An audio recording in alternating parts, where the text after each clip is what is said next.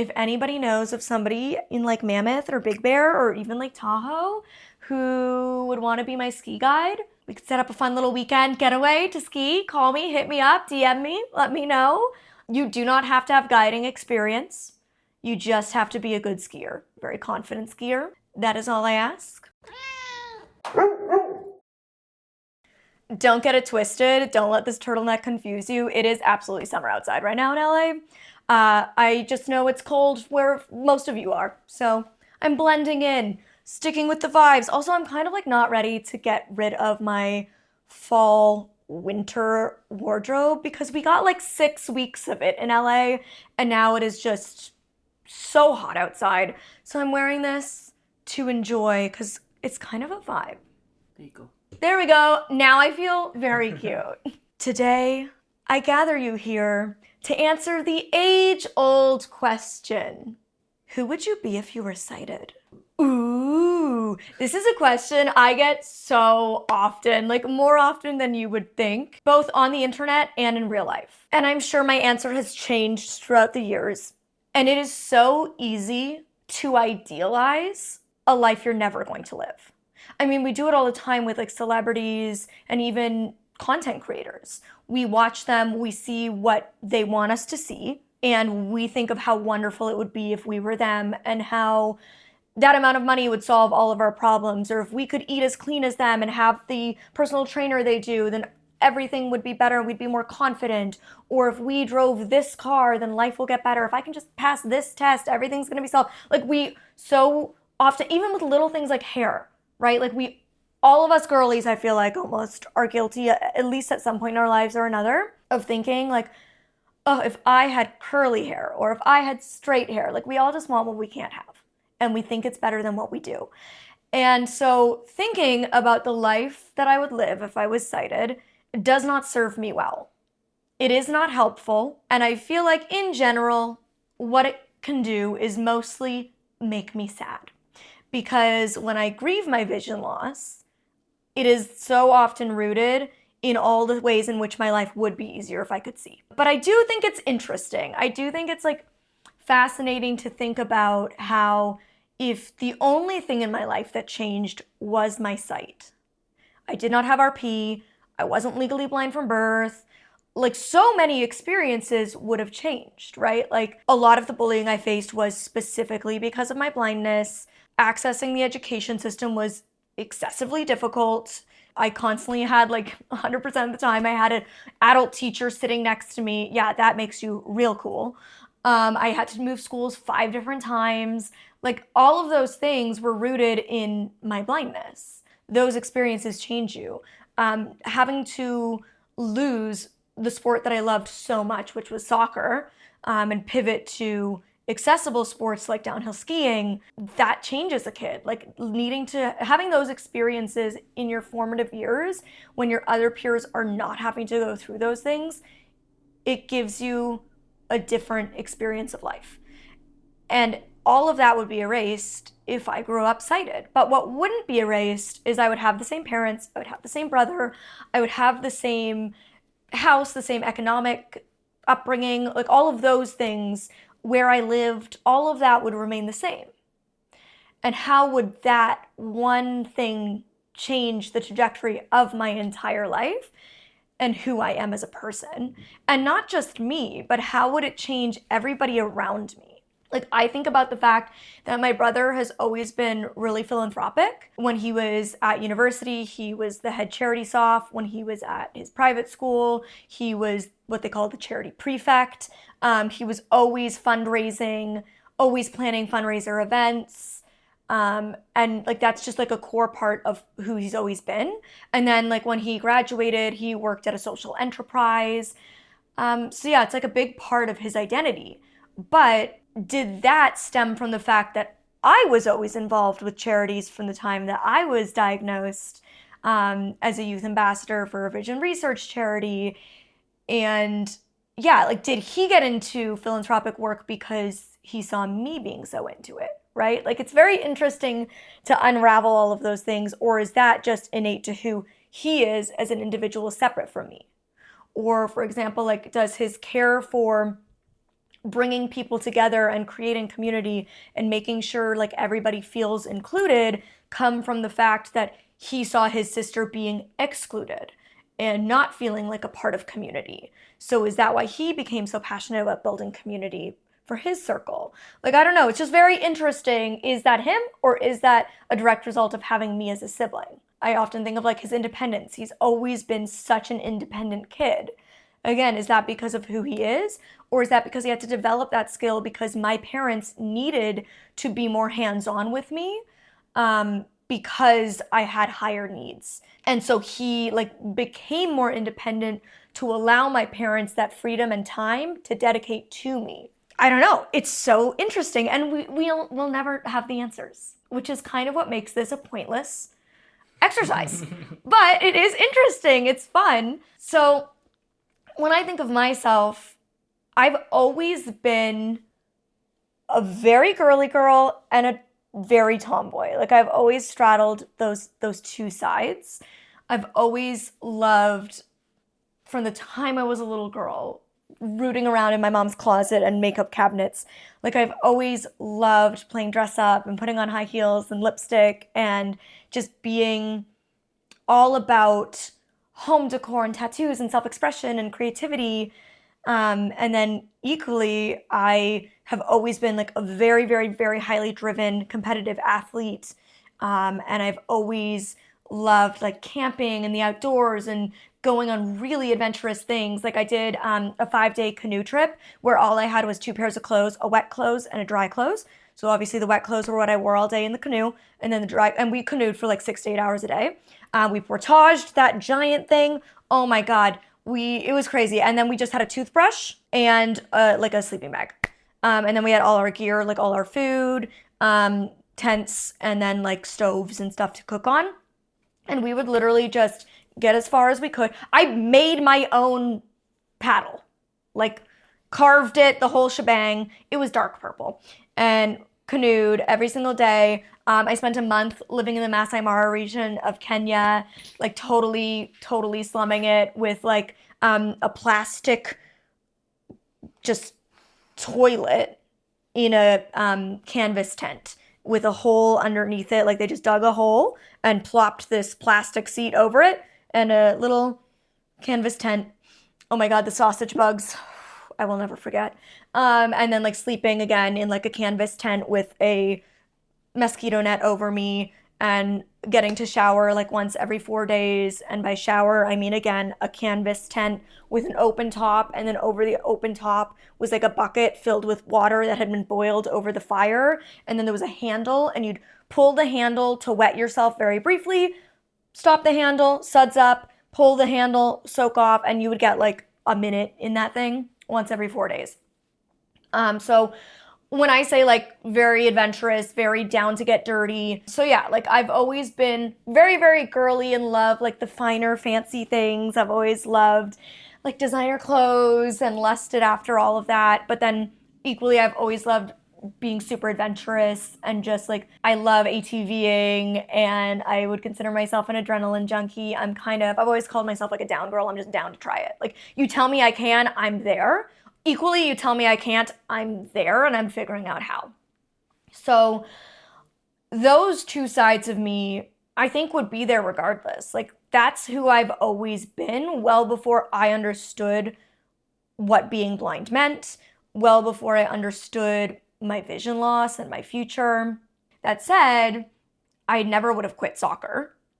And I, like at 8 years old, was already at like the highest competitive level I could be. So I know that I probably would have gone really far with soccer. That was like the hardest part in my childhood, was when I had to lose soccer, because truly, even at just 8 years old, being a soccer player was a core piece of my identity. Like, I had soccer ball charm bracelets. I had like soccer ball decor in my home, in my bedroom. I was so proud to be a soccer player. I loved it. I was center forward, or I would sometimes play like right or left wing, but I was a forward, so like I was running. I was voted most aggressive player on the team every year. I am still so proud of that. My little aggressive self. I might have been small, but I was fierce. And frankly, I think it's because I knew that if I lost the ball, I wasn't getting it back. So I was doing everything I could to keep that ball. And I trusted that I would be able to score. I am definitely an A-type personality, which I get from my father. And I don't say that with pride. I don't like being an A-type. It is something I am consciously aware of. And I try to see the negative traits in myself of that A-type personality. And I try my best to like rein it in, pull it back, and not lean into some of those, I don't know, like neuroses, like some of that like extreme intense pressure that I put on myself. But that's definitely where that like competitiveness with sports comes in.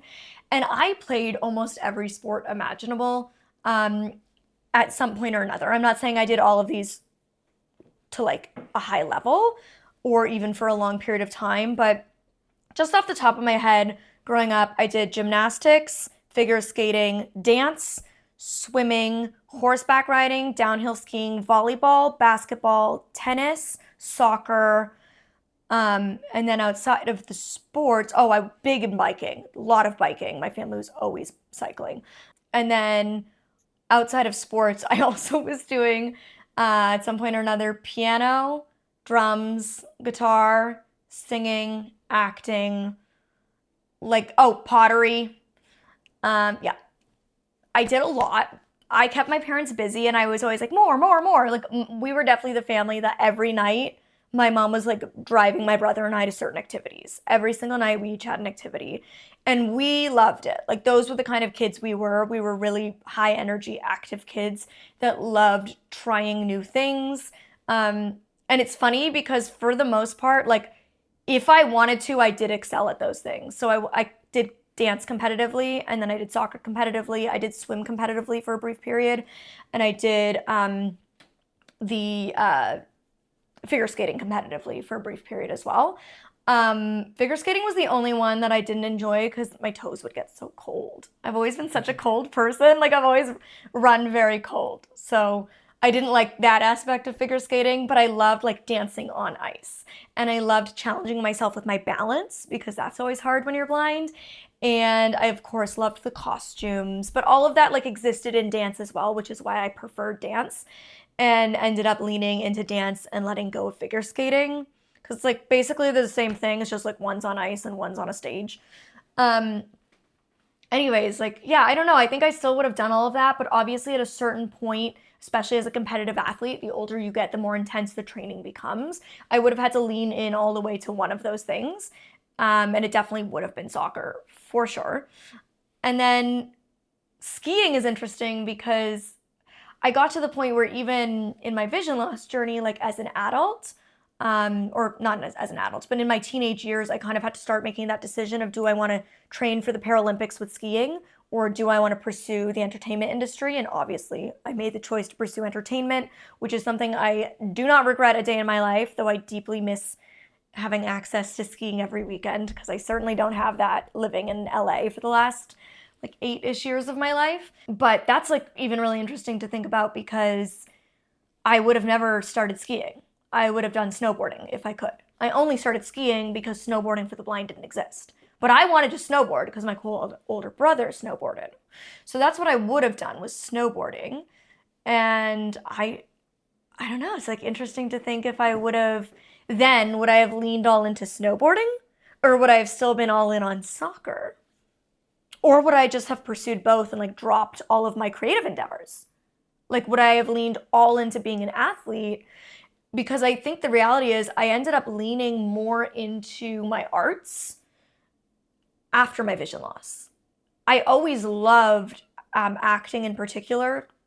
Growing up from the time I was like 5 years old, I told my parents I wanted to be an actress. And I loved like singing, modeling. I idolized Lindsay Lohan and Hilary Duff.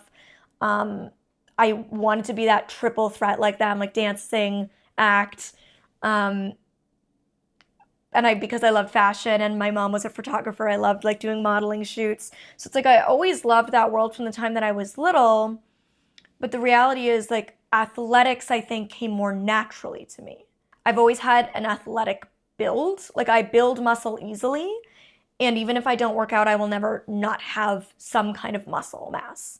And my mom is the same. Like, that's just our build.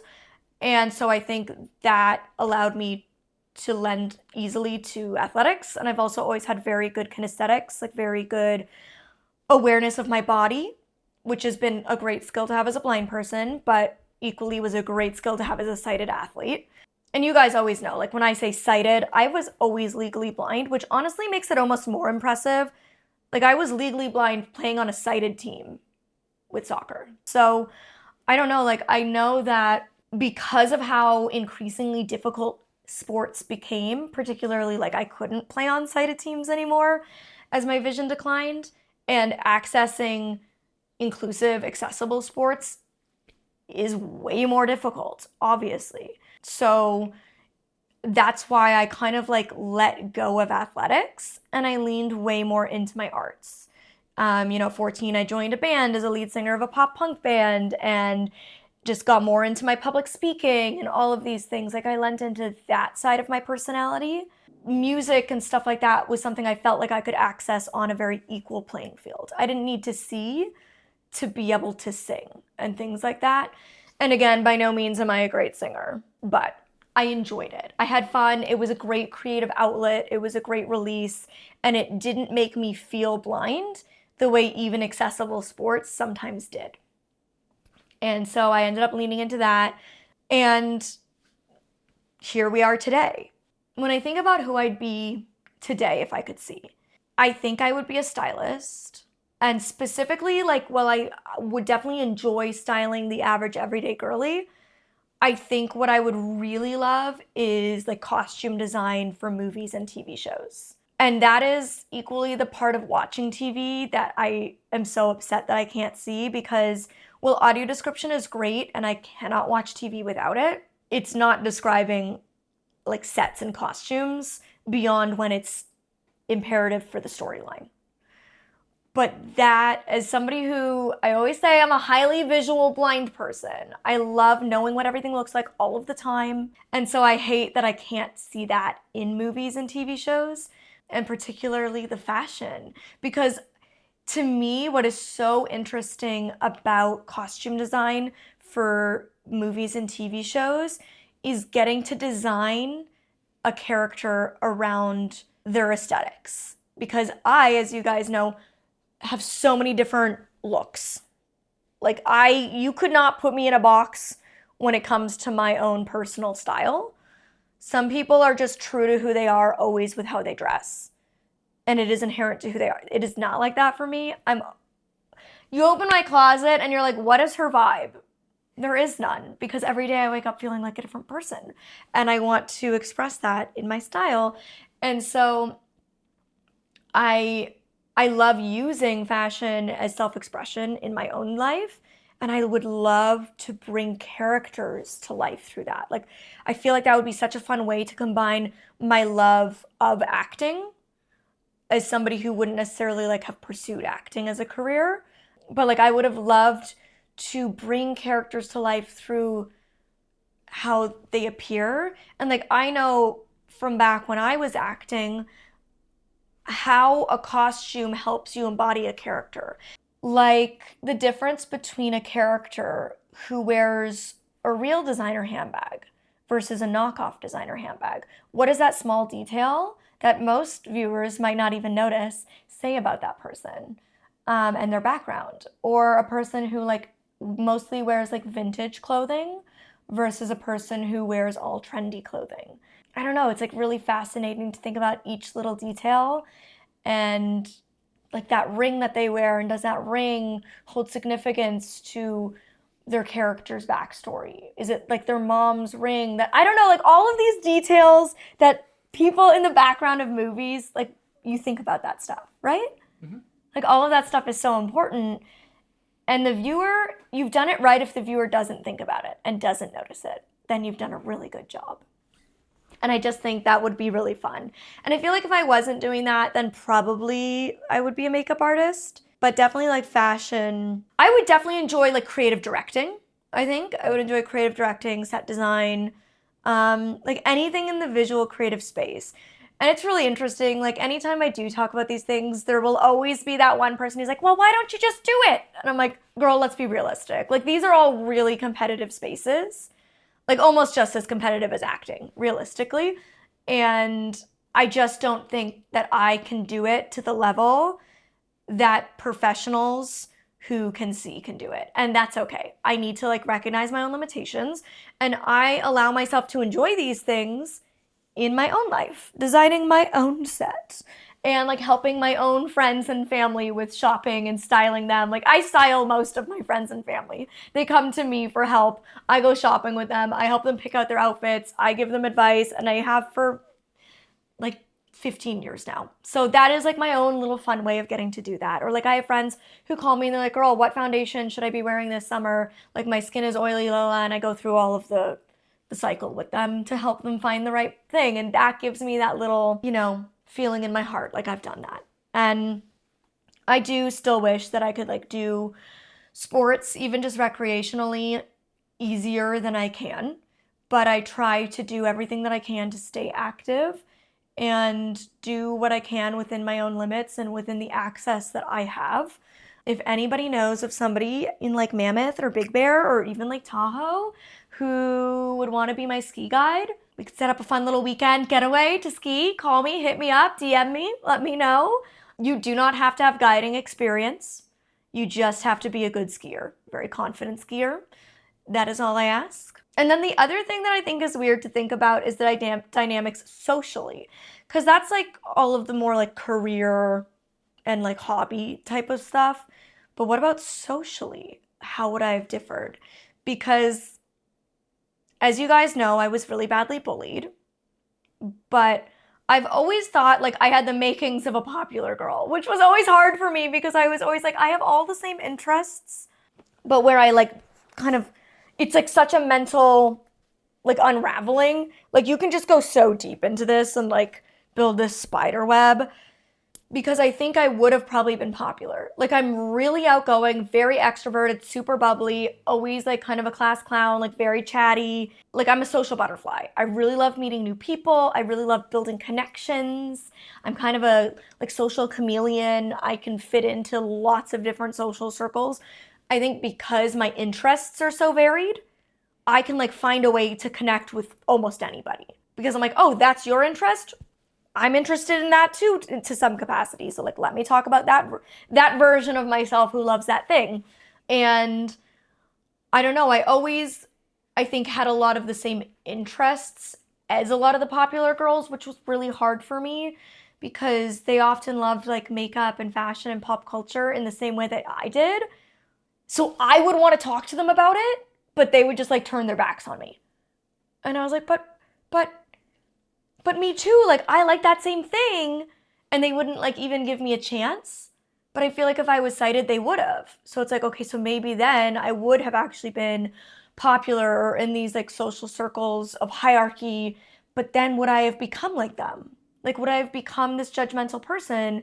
Would I have become mean? Would I have been exclusionary the way that they were to me? And if so, I don't want that, because most of my friends were the other outcasts. Most of my friends were the other people who struggled to fit in socially because they were LGBTQ+, because they were like the pregnant teen, because they struggled with their mental health. Like in some capacity, they also didn't fit in, or they had some like fringe interest. And so I'm glad that those people were my friends. Like they're such amazing, cool, interesting people. Like I've always, like the nerds, they are some of the nicest people. Nerds are the nicest people. My little nerds, so nice. So yeah, it becomes this like such a weird world to think about how I would have differed. But then I think, well, my brother was popular, but he was always super nice. But I feel like it's easier to be a nice, popular person when you're a boy. Like girls are so catty. Yeah. You know, like girl world is really vicious. And I was on the receiving end of a lot of that, and I don't want to think that I would have been the person doling that out, but who's to say I wouldn't have? It's like I still would have had the same parents who instilled all of these great values in me,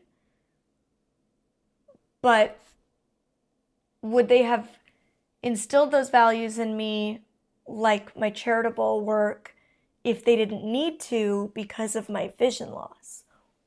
Right? It's so weird. It's so weird. And this is why I'll never be able to answer the question of who would you be? Because that one thing that changes, everything changes. What does that affect? Is it the butterfly effect? Yeah. Mm-hmm. Yeah, it's like we think that these things are really small changes, but they're massive. While my blindness is one piece of me, it is a core piece that has been pivotal and that has touched every aspect of who I am and changes every part of my day-to-day life still to this day. And well, like I said, it's easy to idealize how much easier or better my life would have been or would be today if I could see. I am ultimately proud of this person that I am. I'm so content. I do genuinely love my life. And even though lately I have been struggling with grieving my vision loss, I still wouldn't change a thing about who I am. At the end of the day, if I was sighted, I always say this, I would still have problems. They would just be different problems. And so I accept the problems that I'm given. I try to make the best of it. And I accept who I am because this is the only life I've been given and I can't change it. And harping on that isn't going to do any good. So there you go. That is the best that I can do to answer the question, who would I be if I was sighted? There you have it. All right, until next time, you can click over here to see me snotty, nasty, messy cry on the internet. Isn't the first time, certainly ain't the first time, and won't be the last time. I'm sure of it. Or you can click over here to watch another one of my recent videos. A video of all of my favorite small businesses. Go support them. Some really cool, fun, artsy stuff in there. All right, love you. Bye.